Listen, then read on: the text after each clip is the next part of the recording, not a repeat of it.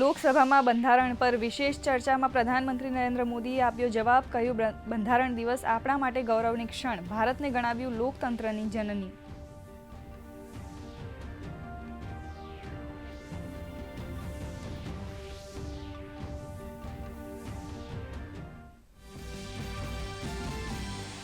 પ્રધાનમંત્રી નરેન્દ્ર મોદીએ બંધારણની રચનામાં મહિલાઓના યોગદાનનો પણ કર્યો ઉલ્લેખ. કહ્યું, ભારતની મહિલાઓને શરૂઆતથી જ મળ્યો હતો મતનો અધિકાર. બંધારણને ગણાવ્યું ભારતની એકતાનો આધાર.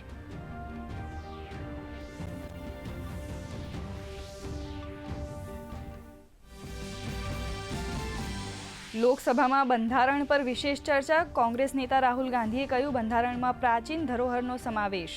તો ભાજપ સાંસદ અનુરાગસિંહ ઠાકુરે જવાબ આપતા કહ્યું, બંધારણનું પુસ્તક હાથમાં રાખતા લોકોને નથી ખબર બંધારણના પાનાની સંખ્યા.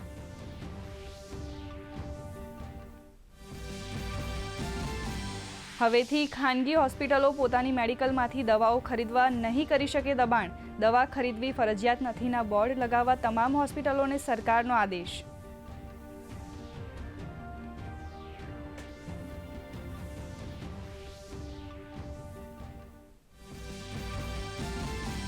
રાજ્યની શાળાઓમાં યુનિફોર્મ સ્વેટર પહેરવા પર દબાણ મામલે શિક્ષણ રાજ્યમંત્રી પ્રફુલ્લ પાનસેરિયાનું નિવેદન. કહ્યું, બાળકને અનુકૂળ ન હોય તો કોઈ શાળા બાળકને ફરજિયાત સ્વેટર પહેરવા ન પાડી શકે ફરજ.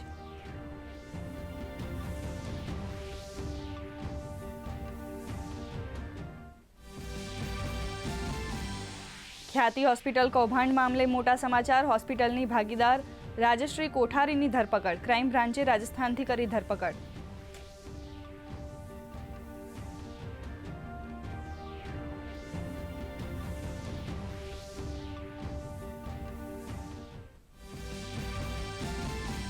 રાજ્યના જિલ્લાઓમાં યોજાઈ 2024ના વર્ષની અંતિમ રાષ્ટ્રીય લોક અદાલત. વડોદરામાં જમીનના વિવાદમાં સમાધાન થતાં 24 વર્ષ બાદ બે સગા ભાઈઓનું થયું મિલન. ગોધરામાં અકસ્માતના કેસમાં અરજદારને ચૂકવાયું ₹97 લાખનું વળતર.